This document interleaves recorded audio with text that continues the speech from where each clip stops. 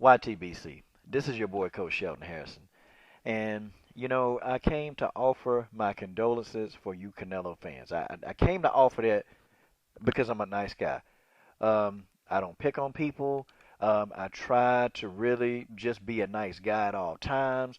And I'm just here to offer my condolences to all these Cotto fans. I'm not finna get on here and say I told you so. I'm just not gonna do that. You're not gonna hear me say this in this video.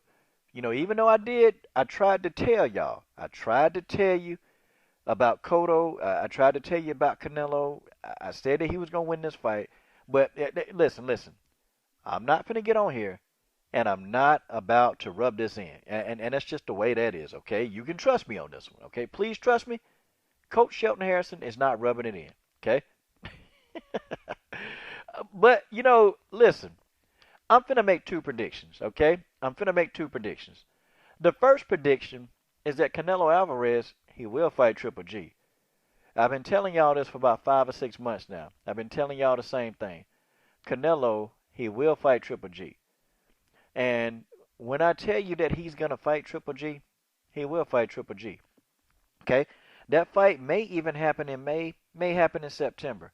Canelo's gonna fight Triple G. You heard it first. I'm calling it out. He is. One thing I know that Canelo, he loves a dare to be great. You see, Oscar De La Hoya is going to do everything he can. Oscar going to do everything he can to try to block this fight. He going to tell Canelo that he ain't ready. See, Oscar going to do a lot of things, but it's a good thing that Canelo got common sense. Canelo don't listen to Oscar. Canelo takes these fights. I mean, Oscar didn't want him to fight Austin Trout. He really didn't want him to. He took the fight. And Oscar De La Hoya damn sure didn't want him fighting Erislandy Lara. He didn't want him fighting him, man. He didn't want him fighting Erislandy Lara. But what did he do? He jumped in the ring with Lara. He jumped in the ring. Okay? Oscar was really, he was really kind of like, you can see on Oscar's face, man, that he knew he didn't have a lot of confidence when Canelo fought Mayweather. He didn't have a lot of confidence. But Canelo got in the ring anyway with Mayweather. And a big payday don't make it bad to go in the ring with Mayweather also. But he got in the ring, man. He stepped up to the plate. He got in the ring, and Canelo was taking the tough fights. And I have nothing but respect for a fighter that doesn't mind taking a tough fight. Canelo wasn't afraid, man. He could have avoided Floyd. Like, Canelo deep down could have said, you know what? I don't want to fight Floyd right now. He could have said it and took another fight that kept his undefeated record. But no, he got in there and fought the best. And I can't say enough about that. I can't say enough. My second prediction is Canelo Alvarez is going to defeat Triple G. Now, I know Slewer. Slewer, I know you're going to bring this up every chance you get. You are constantly reminding me that I said that Broner would beat Porter. I was wrong, Slewer. You got to learn how to forgive, man, because you keep bringing the past up to me. And, Slewer, this is hurting my feelings, man. You got to let the past go, Slewer. You got to let it go. Because right now, man, I'm making another prediction. Making another prediction here. Okay? So don't get butthurt at me, Slewer. Don't get butthurt. But I predict Canelo will beat Triple G. And I gotta tell you why. First of all, Canelo, the opposition that Canelo has faced, y'all, he fought Austin Trout. He fought Austin Trout, which is a fight that, it was a 50-50 fight. I think Canelo edged him out. I think Canelo won that fight, but nonetheless, it was a tough fight. Okay? He fights Floyd Mayweather Jr. Okay? Fights him. Gets in the ring with the pound-for-pound king in this era. Fights him. Loses to him. Ain't no shame in losing to Floyd Mayweather Jr. There's just no shame. Okay? He got outboxed. He got outclassed. But Canelo gained a lot of experience by fighting Floyd Mayweather Jr. He gets in the ring with Miguel Cotto. Now, he started calling out Cotto. Started calling him out. This was a dangerous fight. I don't care what you guys... You Canelo detractors with Cotto, oh, he 35. Look, man, Cotto at 35 is just as dangerous as he was when he was 29. Okay, and I'm just saying, this was a tough fight for Canelo. This was not a walk in the park. I mean, it wasn't a walk in the park by any stretch of imagination. Canelo had a tough fight. But I think Canelo did it in impressive fashion when he fought Cotto. I look at the resume. And I'm looking at all that experience that Canelo has had fighting these great fighters. And then I look at Triple G. Now, you Triple G fans, don't come on here and get butthurt. I'm not bashing Triple G. I'm just speaking facts, okay?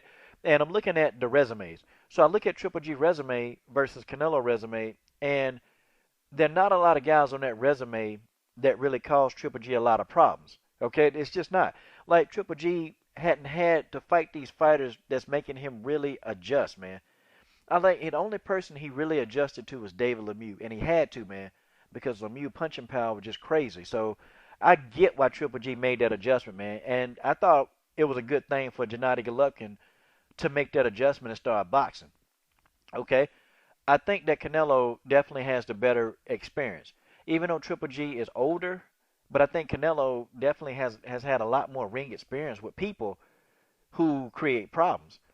I just don't see that in Triple G's resume. I just don't see it. I don't see a lot of people on that resume that gave him problems, except for maybe I'll say Martin Murray made him adjust. Okay, Martin Murray made him adjust, and I think David Lemieux made Triple G make an adjustment.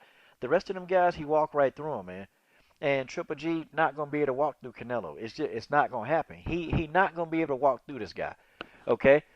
Also too, I also look at a couple other things, man. Now I'll give Triple G the footwork. I'll give him, he wins the battle of footwork. Triple G got better footwork than Canelo. They both flat-footed, but Triple G moves a little bit better in the ring. And Triple G, to me, is definitely better at cutting off the ring. In fact, if you actually want to see how to cut the ring off, man, you should look at Triple G videos because he is really good at cutting off the ring. Canelo, not that good at it. He did better this fight with Cotto, but he's still not very good at it.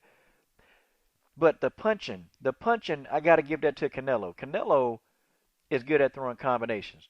This man can throw a quick combination and then he can counter while throwing a combination. Like, you can throw your shots back. Canelo is already thinking counter. Like, that's something that I picked up on that Canelo's really good at. He can hit you with a barrage of punches and then you throw your punches back while he's throwing. Then he's going to counter the punches that you're throwing back at him.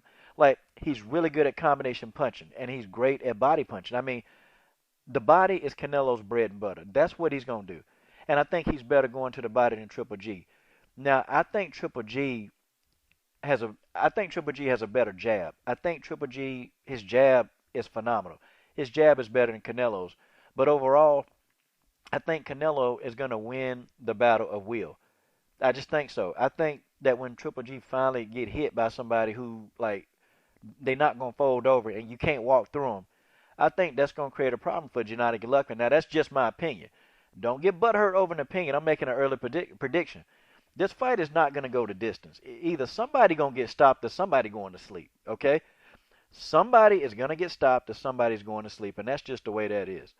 This is your boy, Coach Shelton Harrison. Viva la Mexico, Canelo. I'm done.